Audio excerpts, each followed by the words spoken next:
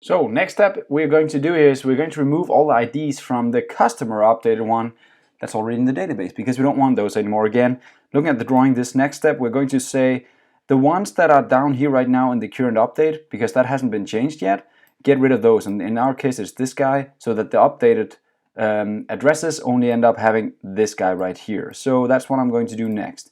So I'm going to go back, and now I'm going to kind of just do the same thing as here, but just turn it around a little bit. So we are going again, and this time we're saying the updated, customer updated and addresses. Now again, like I said, there are other solutions for this, and I have made a pretty cool one where we're using unit instead of this, but it will demand us to do a few more things like adding equals and stuff like that. So I just decided not to take in these lessons just to make it easier. So right now we're going to do the CA again like before, and let me just do a new liner here. And then I'm kind of going to do almost the same thing, because what we want to remove from the update database is the stuff that already exists, not that not exists, right? Okay, so let me try and show you what I mean here. I'm going to look now in the customers database. So the customer from database, that address is right there. We're going to say exists. Again, just like before, nothing new here. And in that exists, we're going to say, we're going to end up with an address from exist from this address right here. And then again, we're going to do kind of the same validation as here. So I'm just going to copy that. I want to just do the validation again. And this is where the equals come in later. If we want to make this easier, we can add equals here. It'll just be easier to work with. But never mind. We're just saying if inside the customer from database, it exists in the customer, checking with the customer updated database. So pretty much just saying again, if this ID right here exists right here, then remove it from here.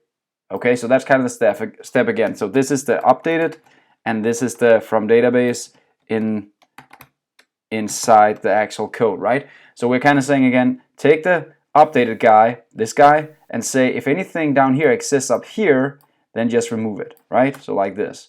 That's all we're doing, and that's actually done now. So now you guys just saw this twice, how we can do these expressions where the exist is pretty much just an easy way to figure out if things exist in between two lists. So congratulations, now we kind of have done step one, where we kind of say remove all from the customer from database, and then we clean this guy up. So now we only have the ones available, this guy that we want to add. So we just need one more step. But let's try and run this again. I know that might be annoying that I run this because it takes time, but still I want to show you guys just step by step what happens here with the first and the second step now. And then in the last lesson I'll show you all three steps. And while this starts up again, I just want to tell you guys, there are a million ways to do this. I just picked this one because I feel it's the easiest one to explain right now without a lot of voodoo and crazy functions. The unit is not complex, but it just requires you to install a few more things inside your objects than what we have right now. Okay, so we are back to scratch, and let's just try to get the customer again, just to see that he is actually right now 1 and 3. Just like I expect. There we go, address 1 and 3. Good. Now we'll do the put request like before. We'll go in here, and again we'll convert him into 1 and 2. We'll do the send, and then hopefully we'll hit our breakpoint.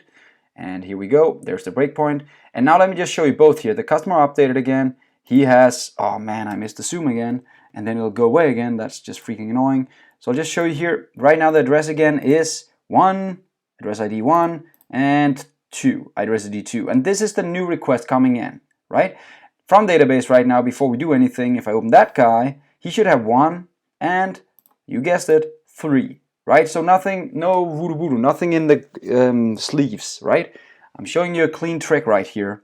Zooming out again, now we'll do the first step. So I'll do a step over, boop, and step over, boop, and then I'll just try and show you this guy now before we continue, because now he should only have 1 left, right? Because we made the first voodoo call where we went in and we removed address 3, because that shouldn't exist after the request. What are you talking about, Lars? Well, look at this. The first request was kind of going in and say everything that is in the new request, keep it, and everything that's not in the new request, remove it. This is in the old one, this is in the new one, so keep it. This is in the old one, it's not in the new one, so delete it. That was the first one, right? So that's what we've done now. Going back to the code, I didn't need to save that, go away. Going back to the code, let's just step over once more, because this is the second request we just built. Stepping over, and now the customer updated changed.